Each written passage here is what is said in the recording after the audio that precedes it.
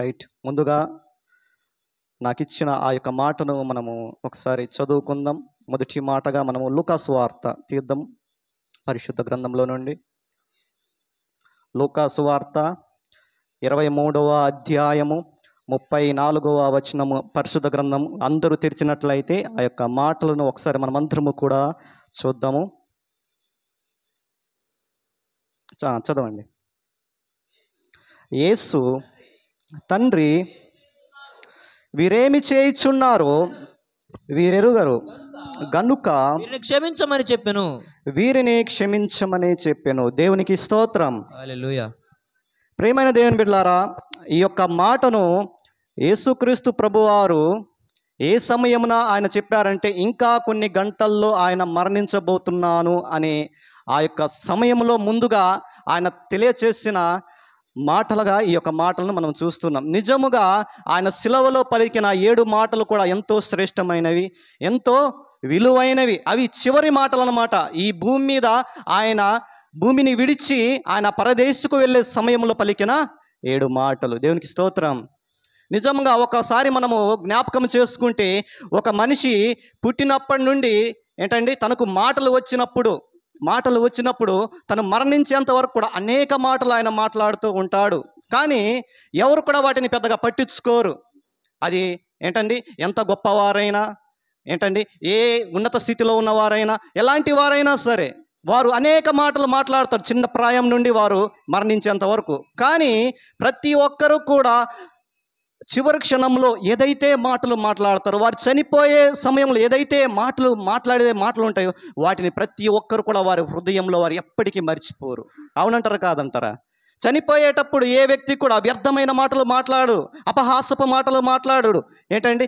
ఏ వ్యక్తి అయినా సరే తన కుటుంబానికి ఒక విలువైన మాట చెప్పి, నేను ఈ లోకమును విడిచి వెళ్ళిపోవాలి అని ప్రతి వ్యక్తి కూడా అనుకుంటాడు. అది ఒక తాగుబోతైనా సరే ఆయన అనేక మాటలు మాట్లాడి ఉంటాడు, ఎవరు పట్టించుకోరు. కానీ చనిపోతున్నప్పుడు ఈ లోకంలో తృణీకరించబడిన వ్యక్తి అయినా సరే, ఎన్నికలేని వ్యక్తి అయినా సరే, తను చనిపోతున్నప్పుడు నిజంగా ఏం మాట్లాడతాడు, అసలు ఏమి చెబుతాడని ప్రతి ఒక్కరు కూడా చాలా జాగ్రత్తగా ఆ చివరి మాటలు వినడానికి వారు ప్రయత్నం చేస్తారు. మరి అలాంటి ఒక సామాన్యమైన మనుష్యుడు, ఒక మట్టితో నిర్మించబడిన మనుష్యుడే చనిపోతున్నప్పుడు విలువైన మాటలు మాట్లాడతాడు అని జాగ్రత్తగా వినడానికి ప్రయత్నం చేస్తారు మనుషులు. మరి సాక్షాత్తు ఈ సృష్టినే సృజించిన వాడు, ఈ యొక్క మనుషుల్ని ఏర్పరిచిన వాడు, సైన్యములకు అధిపతిగా ఉన్న దేవుడు, అటువంటి గొప్ప దేవుడు ఆయన చనిపోతున్నప్పుడు ఇంకా ఎంత విలువైన మాటలు ఆయన మాట్లాడతాడు, ఇంకా ఇంత శ్రేష్టమైన మాటలు మాట్లాడి ఉంటారు. జ్ఞాపకం చేసుకోవాలా. నిజంగా యేసుక్రీస్తు ప్రభువారు 33.5 సంవత్సరాలు ఈ భూమి మీద జీవించినప్పుడు ఆయన మాట్లాడిన ప్రతి మాట కూడా ఎంతో విలువైనదే, ఎంతో శ్రేష్టమైనదే. కానీ చనిపోతున్నప్పుడు ఆయన మాట్లాడిన మాటలు మాత్రము ఒక్కొక్క మాటకు ఒక్కొక్క ప్రారంభార్థం అనేది ఉంటుంది. అది ఎంతో ఆ యొక్క మాటను మనం వివరించలేనంత గొప్ప మర్మముతో ఆయన మాట్లాడిన మాటలు. దేవునికి స్తోత్రం. ఆ మాట్లాడిన మాటల్లో మాట్లాడిన మాటల్లో 7 మాటలే ఆయన మాట్లాడారు. ఆ 7 మాటల్లో ప్రియమైనది ఏం బిడ్డలారా, నాకు ఇచ్చిన మాట ఏమిటయ్యా అంటే, మరొకసారి ఆ మాటను చూస్తున్నట్లయితే, మొదటి మాటగా యేసుక్రీస్తు ప్రభువారు తను చనిపోతున్న ఆ కొన్ని గంటల్లో మాట్లాడిన మాట ఏంటయ్యా అంటే, యేసు ఏమంటున్నారంటే, తండ్రి వీరేమి చేయుచున్నారు వీరెరుగను గనుక వీరిని క్షమించమని ఆయన చెబుతూ ఉన్నాడు. ప్రియమైన దేవుని బిడ్డలారా, జ్ఞాపకం చేసుకోండి, ఆయన ఏమంటున్నాడు?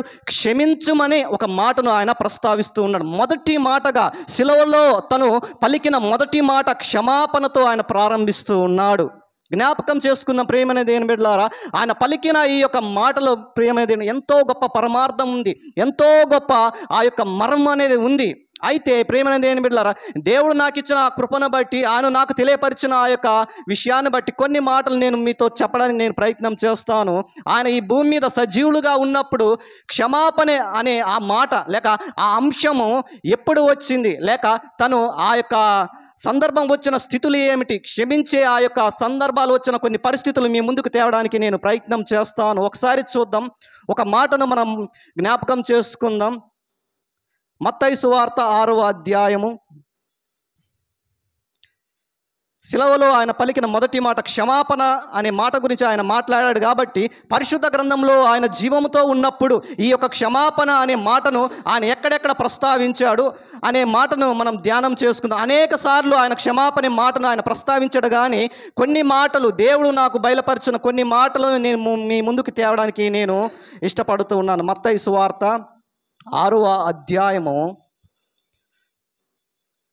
12 నుండి 15 వచనాలు ఒకసారి మనం జ్ఞాపకం చేసుకున్నట్లయితే, మా రుణస్థులను మేము క్షమించిన ప్రకారము మేము క్షమించి ఉన్న ప్రకారం క్షమించుము, మా రుణములను క్షమించుము, మమ్మను శోధనలోకి తేక మమ్మను శోధనలోకి తేక మమ్మల్ని తప్పించుము, దుష్టుల నుండి మమ్మల్ని తప్పించుము. మనుషులు అపరాధములను మీరు క్షమించిన ఎడల మీ పరలోకపు తండ్రియు అపరాధములు క్షమించును, మీ అపరాధములను క్షమించును. మీరు మనుషుల అపరాధములను క్షమింపకపోయిన ఎడల మీ తండ్రియు మీ అపరాధములు క్షమింపడు, మీ అపరాధములను క్షమించడు. దేవునికి స్తోత్రం. ఈ సందర్భం ఏమిటి అని మనం ఒకసారి పరిశీలన చేస్తే, యేసుక్రీస్తు ప్రభువారు ఆయన శిష్యులను ఏర్పరచుకున్న ఆ యొక్క సందర్భంలో వారు యేసుక్రీస్తు ప్రభువారి దగ్గరకు వచ్చి అడుగుతారనమాట, నీవు ఒంటరిగా వెళ్ళి చేస్తున్నావే ప్రార్థన, ఆ ప్రార్థన మాకు కూడా నేర్పించవా అని యేసుక్రీస్తు ప్రభువారిని శిష్యులైన వారు అడిగినప్పుడు, ప్రియమనే దేని బిడ్డలారా, ఆయన వారికి ప్రార్థన నేర్పిస్తూ ఆ ప్రార్థనలో ఈయన పలికిన కొన్ని మాటల్లో క్షమాపణ అనే మాట కూడా మనకు కనబడుతుంది. దేవునికి స్తోత్రం. అర్థమవుతుందా? ఆ ప్రార్థనలో దేవుడు తన శిష్యులైన వారికి ఏం నేర్పిస్తున్నాడయా అంటే, మనుష్యుల అపరాధములను మీరు క్షమించిన ఎడల మీ పరలోకపు తండ్రి మీ అపరాధములను క్షమించును. అంటే క్షమాపణ గురించి ఆయన ప్రార్థన నేర్పిస్తూ ఉన్నాడు. తన శిష్యులైన వారు ఎలా ఉండాలి అంటే, ఆయన ఆకాంక్ష ఏంటయ్యా అంటే, మీరు మనుష్యులను క్షమించాలి, వారి అపరాధములను క్షమించాలి. వారు మీ ఎడల ఏదైనా అపరాధము చేసి ఉంటే, మీ ఎడల ఏదైనా మాట దూషణలు చేస్తే మీరేం చేయాలా? వారిని క్షమించాలా. క్షమాపణ అనే మాటను ఆయన ప్రస్తావిస్తూ ఉన్నాడు. అర్థమవుతుందా? యేసుక్రీస్తు ప్రభువారు తన శిష్యులకు క్షమాపణ ఆ యొక్క మనసు కలిగి ఉండాలి, ఆ హృదయము కలిగి ఉండాలని మొదటిగానే తన శిష్యులైన వారికి నేర్పిస్తూ ఉన్నాడు. నిజానికి నేను మీతో సదాకాలము ఉంటానో ఉండనో తెలియదు, కానీ నేను లేకపోయినా సరే రేపటి దినమున ఈ పరిచర్యను కొనసాగించాలంటే, లేక ఈ సేవను కొనసాగించాలంటే నేను ఏ రీతిగా మనుష్యులను క్షమించాను, నేను ఏ రీతిగా నా యొద్దకు వచ్చిన వారిని నేను క్షమించి వారిని సమాధానంతో పంపాను, మీరు కూడా రేపటి దినమున మీ యొద్దకు వచ్చిన వారిని మీరేం చేయాలా? క్షమించాలి అని ఆయన తన శిష్యులకి నేర్పిస్తూ ఉన్నాడు. నిజానికి పరిచర్య అనేది ఎంతో సవాలుతో కూడిన పని. అందరూ ఒక మనసు కలిగిన వారు ఉండరు, అందరూ ఒక స్వభావం కలిగిన వారు ఉండరు. కొంతమంది కోపం కలిగిన వారు ఉంటారు, కొంతమంది గర్వం కలిగిన వారు ఉంటారు, కొంతమంది డాంబము కలిగిన వారు ఉంటారు. అనేక మంది సంఘంలో వస్తూ ఉంటారు. వారందరి ఎడల ఎలా ఉండాలంటే, దీనత్వం కలిగిన హృదయం, క్షమాపణ కలిగిన హృదయం కలిగి ఉండాలా. వారు ఏదైనా అపరాధము చేస్తే, వారు ఏదైనా మాట వ్యతిరేకంగా మాట్లాడిన ఎలా ఉండాలా? క్షమించే హృదయం మీరు కలిగి ఉండాలి. అందుకని యేసుక్రీస్తు ప్రభువారు ముందుగానే తన ప్రార్థనలో తన శిష్యులకు నేర్పిస్తున్న మొదటి మాట ఏంటయ్యా అంటే, రేపటి దినమున మీరు ఎలా ఉండాలంటే, నా వలె మీరు వారిని క్షమించాలా, నా వలె మీరు కూడా వారిని ఏం చేయాలంటే దగ్గరికి హత్తుకొని మీరు నా ప్రేమను వారికి వెల్లడిపరచాలని తన శిష్యులకి ఆయన ఏం చేస్తున్నాడంటే నేర్పిస్తూ ఉన్నాడు. దేవునికి స్తోత్రం. కాబట్టి జ్ఞాపకం చేసుకునే ప్రేమ దేని బిడ్డలారా, మనమందరం కూడా ఎలా ఉండాలంటే, ఇది తన శిష్యుల వరకే కాదు, సంఘమంతటికి కూడా ఆయన చెబుతున్న మాట. మనం ఒకరి ఎడల ఎలా ఉండాలంట? క్షమించేవారిగా ఉండాలంట. అప్పుడే మనకు కూడా క్షమాపణ అనేది దొరుకుతుంది. మరి మనం క్షమాపణ కలిగిన హృదయాన్ని మనం కలిగి ఉన్నామా? జ్ఞాపకం చేసుకున్న ప్రేమని దేని బిడ్డలారా, నిజముగా ఈ లోకంలో దేవుని సువార్త పరిచర్య నిమిత్తం వెళ్ళినప్పుడు అనేక మంది అనేక నిందలు, అవమానాలు, అనేక దూషణలు మాట్లాడుతూ ఉంటారు, కొట్టడానికి వస్తూ ఉంటారు. మనం చూస్తున్నాం. మనం కూడా సువార్తకు వెళ్ళినప్పుడు అనేక మంది మనం కొట్టడానికి వచ్చారు, అనేక మంది మనం తిట్టడానికి వచ్చారు. కానీ మనం క్షమించి మౌనంగా ముందుకి వెళ్ళిపోతూ ఉంటాం. అంతేగాని వారు ఒక మాట అన్నారని మనం ఒక మాట మాట్లాడడం. ఎక్కడైనా సరే మీరు గమనించండి, క్రైస్తవులైన వారు దాడికి ప్రతి దాడి చేయరు, మాటకి ప్రతి మాట వారు చెప్పరు. ఎందుకంటే ఇది ప్రారంభం నుండి యేసుక్రీస్తు ప్రభు వారు నేర్పించుకుంటూ వచ్చారు. ఎవరైనా ఒక చెంప మీద కొడితే మరొక చెంపను చూపించండి. ఎవరైనా మీకు ఒక మాట మాట్లాడితే మౌనంగా మీరు వెళ్ళిపోండి. నా నిమిత్తం మీకు నిందలు వస్తాయి, అవమానాలు వస్తాయి, అనేకమైన ఆపదలు వస్తాయి. అయినా కూడా మీరేం చేయాలా? సహనముతో వారిని క్షమించాలి. కానీ మీరు దాడికి ప్రతి దాడి చెయ్యవద్దు. ఎవరైతే క్షమాపణ కలిగిన హృదయం ఉంటారో వారు దేవుని మనస్సు కలిగిన వారు. దేవునికి స్తోత్రం. అర్థమవుతుందా? కాబట్టి మన జీవితంలో మనము దేవుడు యేసుక్రీస్తు ప్రభువారు తన శిష్యులకి నేర్పిస్తూ ఉన్నాడు. అదే రీతిగా సంఘము కూడా ఆ రీతిగా ఉండాలని ఆయన తెలియజేస్తున్నాడు. మొదటిగా ప్రేమ అనేది నాకు ఇచ్చిన మాట ప్రకారం మనం ఎలా ఉండాలంటే క్షమించేవారిగా ఉండాలి. మనుషులు ఎంత అపరాధం చేసినా, వారు నీకు ఎంత కీడు చేసినా, వారు నీకు ఎటువంటి ఆ యొక్క లోటుపాటు నష్టాన్ని కలగజేసినా కూడా నీవు వారికి నష్టం కలగజేయక వారిని ప్రేమించేవారిగా, వారిని క్షమించేవారే, నీకు ఆపద తలబెట్టిన వారే, నీకు నష్టం చేసిన వారే, నిన్ను గాయపరిచిన వారే అయినప్పటికీ కూడా నువ్వేం చేయాలంటే ప్రేమించాలి, క్షమించాలి. అది దేవుని ప్రేమ. దేవునికి స్తోత్రం. అందుకని ఆయన ఒక మాట అంటున్నాడు ఏంటండి, మిమ్మల్ని ప్రేమించేవారిని ప్రేమిస్తే మీకేం ప్రతిఫలం? మిమ్మల్ని దూషించే వారిని కూడా మీరు ప్రేమించాలి, మీ శత్రువులైన వారిని కూడా మీరు ప్రేమించాలి, అలాంటి వారిని మీరు క్షమించాలన్నది దేవుని యొక్క ఉద్దేశం. కాబట్టి మన జీవితంలో ప్రేమ అనేది క్షమాపణ కలిగిన హృదయం మనం కలిగి ఉండాలి, క్షమించేవారిగా మనము ఉండాలి. దేవునికి స్తోత్రం. అందుకనే కొన్ని ఉపమానాలు పరిశుద్ధ గ్రంథంలో ఆయన చెప్పుకుంటూ వస్తూ ఉన్నాడు. అయితే ఆ ఉపమానంలో 2 ఉపమానాలు ప్రేమ అనేది ఏమి బిడ్డ, తప్పిపోయిన కుమారుడు మనకు కనిపిస్తాడు. ఆ తప్పిపోయిన కుమారుడు ప్రేమ అనేది ఏమి బిడ్డలారా, తప్పిపోయిన కుమారుడు స్థానంలో ఒక విశ్వాసి కనబడతాడు. ఆ యొక్క తండ్రి స్థానంలో యేసుక్రీస్తు ప్రభువారు కనిపిస్తాడు. అయితే చూడండి ప్రేమ దేని బిడ్డలారా, ఈ యొక్క తప్పిపోయిన కుమారుడు తండ్రి యొద్ద నుండి బలవంతంగా లోకంలోనికి వెళ్ళిపోతాడు. నాకు రావాల్సిన ఆస్తి నాకు ఇవ్వు అని తండ్రి యొద్ద నుండి బలవంతంగా ఆయన వెళ్ళిపోయినప్పుడు తండ్రి దగ్గర నుండి తనకు రావాల్సింది ఏదైతే ధనం ఉందో దాన్ని తీసుకుని వెళ్ళి తన ఇష్టానుసారంగా జీవించి వ్యభిచరించి ఇష్టానుసారంగా పాపం చేసిన తర్వాత ఆయన కుమారుడు ఏమనుకుంటున్నాడంటే, మరలా నేను నా తండ్రి యొద్దకు వెళ్తే నన్ను క్షమిస్తాడో లేదో, మరలా నా తండ్రి యొద్దకు వెళ్తే నన్ను దగ్గర చేర్చుకుంటాడో లేదో అని తప్పిపోయిన కుమారుడు కనబడుతూ ఉంటే ప్రేమ అనేది బిడ్డలారా, చూడండి ఆ తప్పిపోయిన కుమారుడు తండ్రి యొద్దకు వెళ్ళినప్పుడు ఏం చేశాడంట, మేడ మీద ముద్దు పెట్టుకొని క్షమించి తన హక్కున చేర్చుకున్నాడు. ఎందుకయ్యా అంటే దేవుడు ఎలాంటి వారినైనా సరే, ఎలాంటి తప్పిపోయిన వారినైనా సరే, ఎలాంటి పాపంలో ఉన్న వారినైనా ఆయన క్షమించే హృదయం కలిగిన వారిగా మనకి ఈ ఉపమానంలో కనిపిస్తూ ఉన్నారు. అయితే ఈ దినాన సంఘంలో ఎలా ఉన్నారంటే అనేక మంది బాప్తిస్మం తీసుకొని దేవుని ఎరిగి మరలా లోకంలో పడిపోయి, మరలా తాగుళ్ళలో బంధకాల్లో పడిపోయి, మరలా నాశనం అయిపోయి, మరలా నేను సంఘానికి వస్తే సంఘ బిడ్డలు నన్ను చేర్చుకుంటారో లేదో, మరలా నేను సంఘానికి వస్తే సేవకుడు నన్ను చేర్చుకుంటాడో లేదో, లేక సంఘం నన్ను క్షమిస్తుందో లేదో, లేక దేవుడు నన్ను క్షమిస్తాడో లేదో అని అనేక మంది ఆ తప్పిపోయిన కుమారుడు వలె వారు తప్పిపోయిన స్థితిలోనే ఉన్నారు. కానీ ఆ తప్పిపోయిన కుమారుడు వలె బుద్ధి తెచ్చుకుని సంఘానికి మరలా ఎవరు కూడా రావట్లేదు. ప్రేమను దేవుడు జ్ఞాపకం చేసుకోవాలా. దేవుడు ఎలాంటి వారినైనా క్షమించే దేవుడు. ఈ దినం అనేక మంది మన సంఘంలో కూడా రక్షణ పొందుకొని బాప్తిస్మం పొందుకొని తప్పిపోయారు.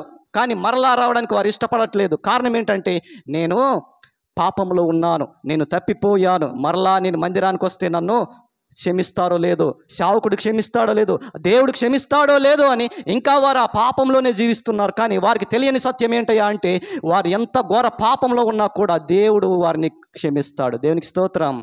సంఘం కూడా వారిని క్షమిస్తుంది, సేవకుడు కూడా వాడు క్షమిస్తాడు. కానీ రావాలనే మనసు వారికి ఉండాలా. నిజంగా నేను మరలా దేవుని యొద్దకు వెళ్ళాలా, ఇది నా యొక్క స్థితి కాదు, నిజంగా నేను బాప్తిస్మం పొందాను కదా, నేను మరలా తప్పిపోయాను కదా, మరలా నేను సంఘానికి వెళ్ళాలి, నిజంగా ఈ పాపంలో నేను చనిపోతే నరకానికి వెళ్ళిపోతానని తనలో తాను బుద్ధి తెచ్చుకున్న కుమారుడు ఎలా వచ్చాడు తండ్రి యొద్దకు, అలా సంఘం యొద్దకు వచ్చేవారిగా ఉండాలి. కానీ ఈ దినాన అనేక మంది కూడా మమ్మల్ని దేవుడు క్షమించడేమో, సంఘము క్షమించదేమో, సేవకుడు క్షమించదేమో అని అనేక మంది కూడా సంఘానికి మరలా వారు రాలేకపోతూ ఉన్నారు. కాబట్టి ప్రేమ దేవుని బిడ్డలారా, నిజముగా దేవుడు ఎలాంటి వారినైనా ఆయన క్షమించే దేవుడుగా మనకు కనబడుతూ ఉన్నాడు. దేవునికి స్తోత్రం.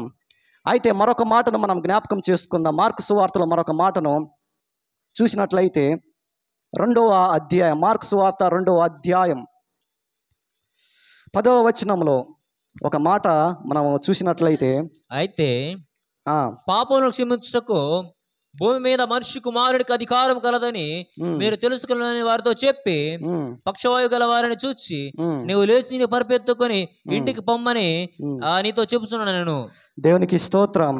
ఇందాక చెప్పిన రీతిగా ప్రియమైనది ఏం బిడ్డలారా, దేవుడు ఎలాంటి వాడంటే పాపాలు క్షమించడానికి ఆయన ఎలాంటి వాడంట, అధికారము కలిగిన దేవుడు. నిజముగా ఒక మనిషి తప్పిపోయిన స్థితిలో నుండి మరలా దేవుని యొద్దకి వస్తే ఆయన త్రోసివేసే దేవుడు కానే కాదు, అతను ఎంత ఘోర పాపి అయినా సరే, ఎలాంటి స్థితిలో ఉన్నా సరే ఆయనకి ఏముందంట? పాపాన్ని క్షమించే అధికారము ఉంది. మనకు పరిశుద్ధ గ్రంథంలో ఒక స్త్రీ కనబడుతుంది, పాపాత్మురాలైన స్త్రీ అంట. ఆమంట ఎలాంటి పాపాలు చేసిందంటే, విస్తారమైన వాక్యంలో రాయబడి ఉంది, విస్తారమైన పాపాలంట. విస్తారం అంటే లెక్కకు మించిన పాపాలు. నిజంగా ఆ గ్రామంలోనే వెలిబియ్యబడిన స్త్రీ, ఆ గ్రామంలోనే ఆదరించబడలేని స్త్రీ, అనేకమైన పాపములు చేసి అనేక మందితో నిందలు అవమానాలు భరించుతున్న స్త్రీ. నిజంగా తనని ఎవరు క్షమించేవారు లేరు, తనతో ప్రేమగా మాట్లాడేవారే లేరు. కానీ దేవుడు ప్రియమైన దేని బిడ్డలారా తనతో చెప్పిన మాట ఏంటయ్యా అంటే, అమ్మా నీ విస్తారమైన పాపములు క్షమించబడి ఉన్నవి అని చెప్పాడు. దేవునికి స్తోత్రం. అర్థమవుతుందా?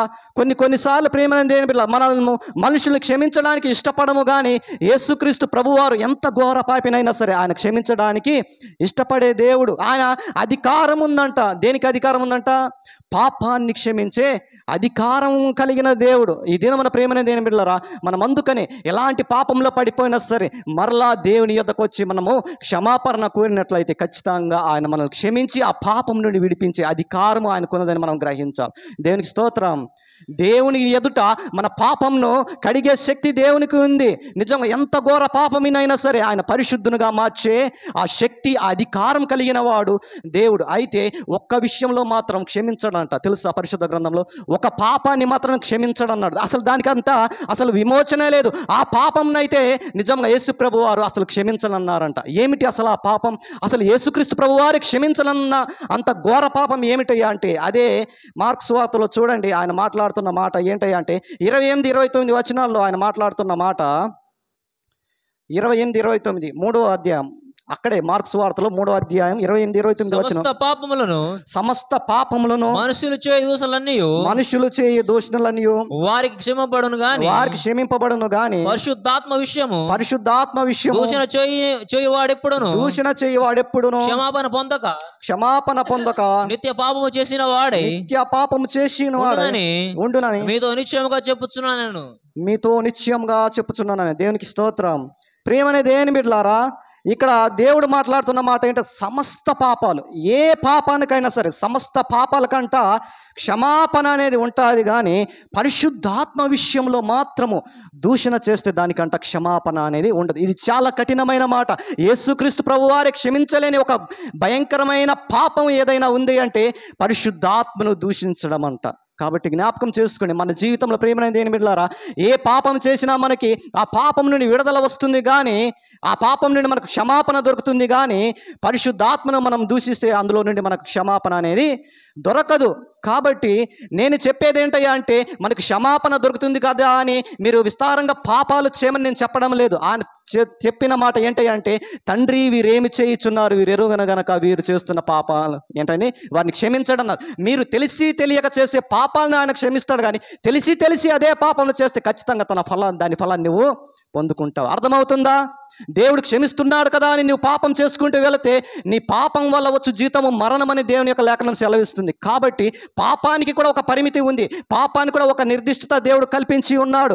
కాబట్టి మన పాపములు తెలియక పాపం చేస్తే మనం క్షమించబడతాం, కానీ తెలిసి పాపం చేస్తే ఖచ్చితంగా దాని ఫలము మనము కొయ్యక తప్పదు. అయితే యేసుక్రీస్తు ప్రభు వారి దగ్గరికి ఒక శిష్యుడు వచ్చి, ప్రేమైన దేని బిడ్డలారా ఒక మాట అడిగాడు అనమాట. ఒక విచిత్రమైన మాటను అడిగాడు. ఏంటంటే, మరి మీరు క్షమాపణ గురించి ఇంతగా మీరు మాట్లాడుతున్నారు కదా, మీ శిష్యులైన వారికి కూడా ప్రార్థనలో ఈ రీతిగా క్షమించాలి అని మీరు మాట్లాడారు కదా, అసలు ఒక వ్యక్తిని ఎన్నిసార్లు క్షమించాలి అని ఒక శిష్యుడు యేసుక్రీస్తు ప్రభు వారి దగ్గరకు వచ్చి అడుగుతూ ఉన్నాడు. దేవునికి స్తోత్రం.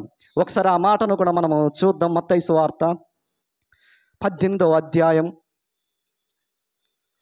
మత్తయి సువార్త 18వ అధ్యాయం 21వ వచనంలో యేసుక్రీస్తు ప్రభు వారి దగ్గరికి వచ్చి ఒక వ్యక్తి మాట్లాడుతున్న మాట. ఆ సమయమున పేతురు ఆయన దగ్గర వచ్చి, ప్రభువా నా సహోదరుడు తప్పిదము చేసిన నేను ఎన్ని మార్లు అతను క్షమింపలేను? 7 మార్లు మట్టుగా అని అడిగాను. అందుకు యేసు అతను ఇట్లా, నేను 7 మార్లు మటుకే కాదు 77 మార్లు మటుకు నీతో చెప్తున్నాను. దేవునికి స్తోత్రం. చూడండి ప్రియమైన దేని బిడ్డలారా, ఒక విచిత్రమైన సందేహము ఒక శిష్యునికి వచ్చింది. ఎవరయ్యా ఆ శిష్యుడు అంటే పేతురు. ఆ పేతురు ఒక మాటను ఆయన యొద్దకు వచ్చి మాట్లాడుతూ ఉన్నాడు. ఒకవేళ నా సహోదరుడు ఏదైనా తప్పుదెమ్ము చేస్తే, లేక ఏదైనా అపరాధం చేస్తే నేను ఎన్నిసార్లు క్షమించాలి? 7 సార్లు మట్టుక అని అడిగినప్పుడు ఆయన అన్న మాట ఏంటంటే 70 ఏళ్ళు మట్టుకు. అంటే నీ జీవితకాలం అంతా నువ్వు చనిపోయేంత వరకు కూడా నువ్వేం చేయాలా? క్షమించాలి అని ఆయన మాట్లాడాడు. అంటే ప్రియమైన దేని బిడ్డలారా, ఈ దినమున చాలామంది ఎలా ఉన్నారంటే ఏదైనా ఒక మాట మాట్లాడితే, లేదా ఏదైనా ఇందాక చెప్పిన రీతిగా ఏదైనా ఒకరి ద్వారా నష్టం జరిగితే వారు క్షమించలేని స్థితిలో మనుషులు ఉంటూ ఉన్నారు. నిజముగా అది తోడబుట్టిన వారైనా సరే, రక్త సంబంధులైనా సరే, నిజముగా ఎలా ఉన్నారంటే వారికి ఏదైనా వారి ద్వారా ఏదైనా నష్టం కలిగిందంటే, ఏదైనా అపాయం కలిగిందంటే వారిని క్షమించలేని స్థితిలో వీరు ఉంటూ ఉన్నారు. అర్థమవుతుందా?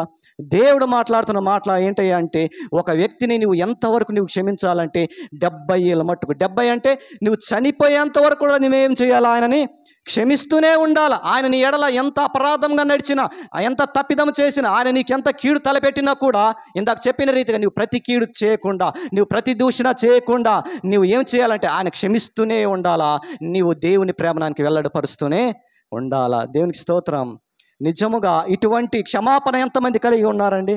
దేవుడు అంటున్నాడు 70 ఏళ్ళ వరకు నువ్వు క్షమిస్తూనే ఉండమంటూ ఉన్నాడు. కానీ ఈ దినాన చాలామంది కూడా అలా లేరు. ఏదైనా కొంత గొడవ వస్తే చాలు వారు వీళ్ళ దగ్గరికి వారెళ్ళరు, వాళ్ళ దగ్గరికి వీళ్ళ మాటలు ఉండవు. ఇక ఏంటండి, మాట్లాడుకోవడం లేవు అంటూ ఉంటారు. నిజముగా రాకపోకలు బంద్ అయిపోతాయి, మాటలకు ఎడబాటు అనేది వచ్చేస్తూ ఉంటుంది. కానీ దేవుడు అంటున్నాడు అలాంటి వారిగా మీరు ఉండడానికి వీల్లేదు. ఎదుటి వారి పట్ల మీరు ఎలా ఉండాలంటే క్షమాపణ హృదయం కలిగిన వారిగా, ప్రేమ కలిగిన వారిగా ఉండాలా. మనుషులు అన్నప్పుడు గొడవలు వస్తూ ఉంటాయి, మనస్పర్ధలు వస్తూ ఉంటాయి. కుటుంబం అన్నప్పుడు భార్యాభర్తలు అన్నప్పుడు గొడవలు వస్తూ ఉంటాయి. చాలామంది కూడా ఒకరినొకరు ఏంటండి, భార్యాభర్తలైన వారే ఒకరినొకరు అర్థం చేసుకోక గొడవలు వచ్చినప్పుడు ఏంటండి, ఒకరి ఎడల ఒకరు తగ్గింపు కలిగి, లేక ఒకరి ఎడల ఒకరు ఏంటంటే ఎవరో ఒకరు తగక క్షమాపణ చెప్పక ఆ గొడవలు ఎక్కువైపోయి చాలామంది కూడా ఏమైపోతున్నారంటే ఆ గొడవల్లోనే మందులు తాగి చనిపోతూ ఉన్నారు. ఏంటయ్యా అంటే ఇద్దరిలో ఒక అండర్స్టాండ్ అనేది లేదు. క్షమాపణ అనే ఆ యొక్క బంధం అనేది వారిలో లేదు. ఎవరో ఒకరు క్షమాపణ కలిగి ఉండాలి, అంటే తగ్గింపు స్వభావం అనేది కలిగి ఉండాలి. భార్య భర్తల్లోనైనా సరే, కుటుంబంలోనైనా సరే, తల్లిదండ్రులుగా వ్యవహరిస్తున్నారు, పిల్లల విషయంలో అయినా సరే ఎలా ఉండాలంటే ఎవరో ఒకరు క్షమాపణ చెప్పేవారిగా ఉండాల. కానీ ఈ దినాన ఆ క్షమాపణ చెప్పడానికి ఎవరు కూడా ఇష్టపడడం లేదు. నువ్వెంత అని ఒకరి మీద ఒకరు ముందుకు వెళ్తున్నారు. కానీ క్షమాపణ చెప్పుకోకపోవడం ద్వారానే అనేకమైన కుటుంబాలు ఏమైపోతున్నాయంటే చిన్నాభిన్నమైపోతూ ఉన్నాయి. ఏంటండి, అర్థమవుతుందా? ఎవరో ఒకరు తగ్గి ఉండాలి. భార్యాభర్తలు అన్నప్పుడు నిజంగా క్షమించు అని ఒక మాట చెబితే అక్కడితో అయిపోతుంది, అంతే తప్ప ఆమె ఏదో అన్నదని నువ్వు నోరు పారేసుకున్నావు అనుకో, ఇంకా గొడవ ఎక్కువైపోతుంది కానీ తగ్గదు. అందుకనే దేవుడు అంటున్నాడు మనం ఎలా ఉండాలంటే క్షమించేవారిగా ఉండాలి. నీ భర్త ఒక మాట అన్నాడా, క్షమించు. నీ భార్య ఒక మాట అన్నదా, క్షమించు. నీ పిల్లలైన వారు యవనస్తులో ఉండి వారు ఉడుకు రక్తం కాబట్టి కొన్నిసార్లు కోపంలో ఏదో ఒకటి మాట్లాడతారు. అయినా నువ్వేం చేయాలా? క్షమించాలా. ఎందుకంటే నువ్వు దేవుని తెలుసుకున్నవాడవు, దేవుని తెలుసుకున్నదావు, దేవుని ప్రేమను కలిగిన వాడవు. కాబట్టి నిజంగా వారు కోపపడ్డారని నేను కోపపడదు కదా, వారు ఒక మాట మాట్లాడారని నువ్వు ఒక మాట మాట్లాడకూడదు కదా. నువ్వు ఎలా ఉండాలంటే క్షమించేదానిగా ఉండాలా. నా బిడ్డలే కదా అన్నది, నా భార్యే కదా అన్నది, నా తండ్రే కదా, నా తల్లే కదా చెప్పింది అని మీరు క్షమించేవారిగా ఉండాలా. దేవునికి స్తోత్రం.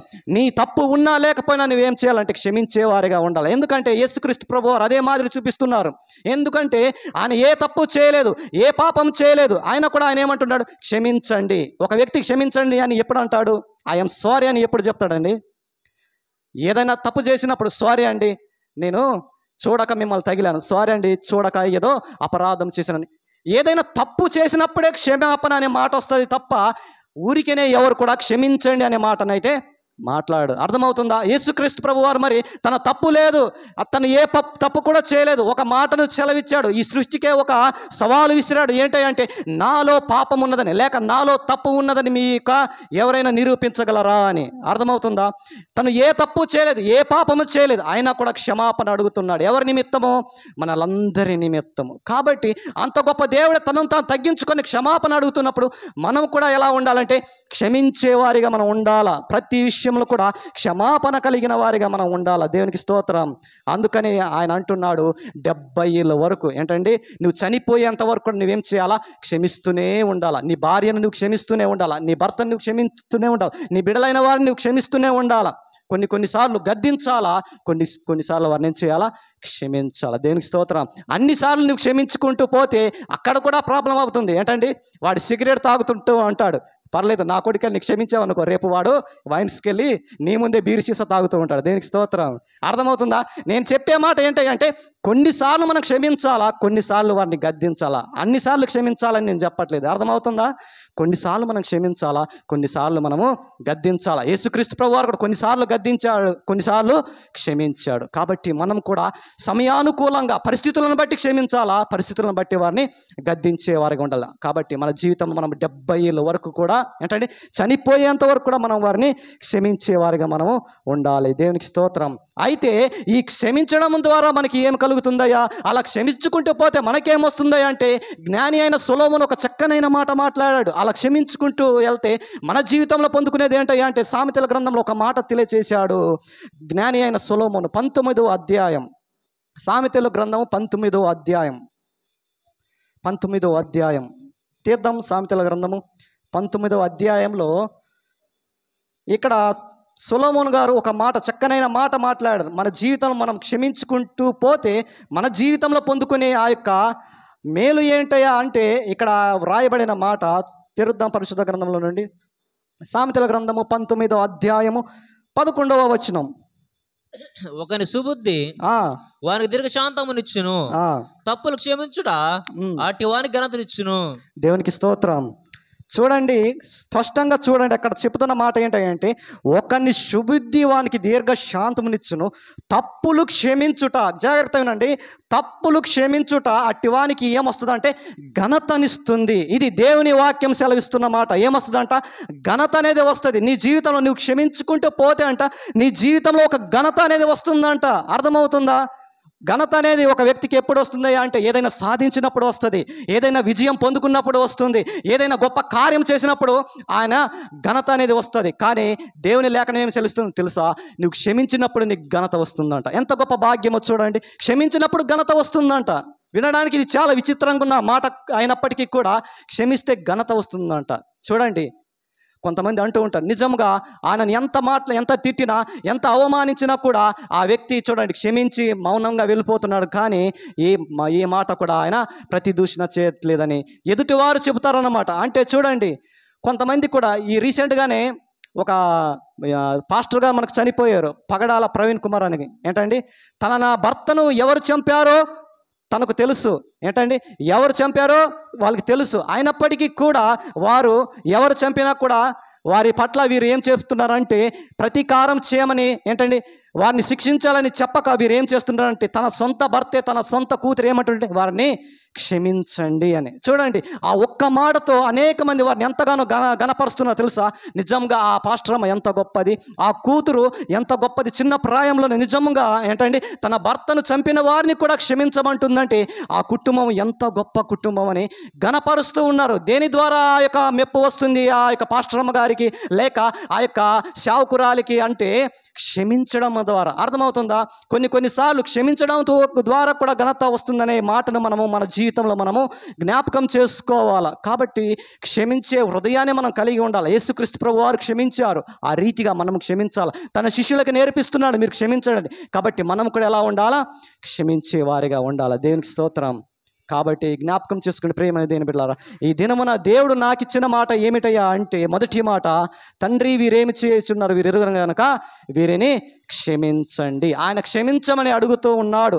ఎవరి నిమిత్తం అంటే ప్రియమైన దేవుని బిడ్డలారా, తన నిమిత్తం కాదు, తనను నిందిస్తున్న, అవమానిస్తున్న, తనను కొట్టిన వారి కొరకు, నిందించిన వారి కొరకు, తనను ఎంతగానో బాధ పెట్టిన వారిని బట్టి ఆయన ఏమంటున్నాడంటే క్షమించండి అనే మాటను ఆయన పలుకుతున్నాడు. ఈ దినం నువ్వు పలకగలుగుతావా?